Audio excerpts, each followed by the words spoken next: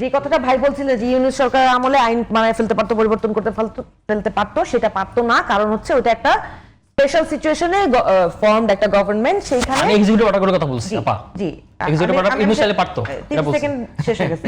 তো ওই সময়ে যে অধ্যাদেশগুলো জারি হয়েছিল সেগুলো এখন অবশ্যই আইনে পরিণত করতে হবে। গণভোটের কথা যেটা আমরা অ্যালাইন্ড হইতে হবে সেটা হচ্ছে আপনারা 30টা বিষয়ে জুলাই সনদে ঐক্যমত্য হয়েছেন, কিন্তু যেই বিষয়গুলো জনগণের স্বার্থে জরুরি সেই বিষয়গুলো বিএনপি একমত হয় নাই।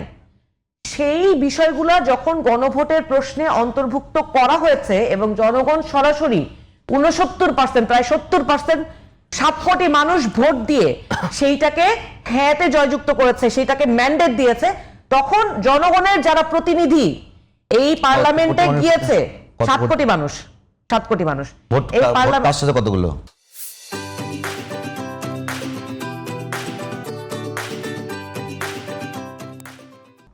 আচ্ছা আমি কথাটা শেষ করি।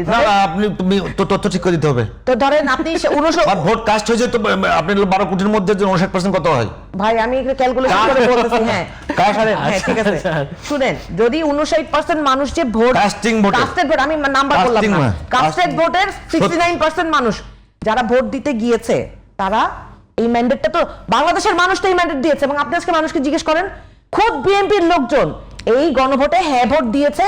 বাংলাদেশের প্রধানমন্ত্রী যিনি, তিনি গণভোটে হ্যাঁ দিতে বলেছেন।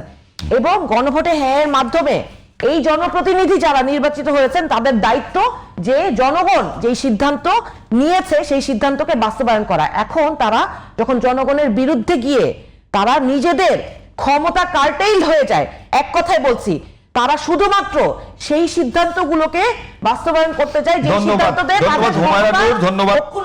ধন্যবাদ হুমায়ুন, ধন্যবাদ ডাক্তার রাকিব হাসান।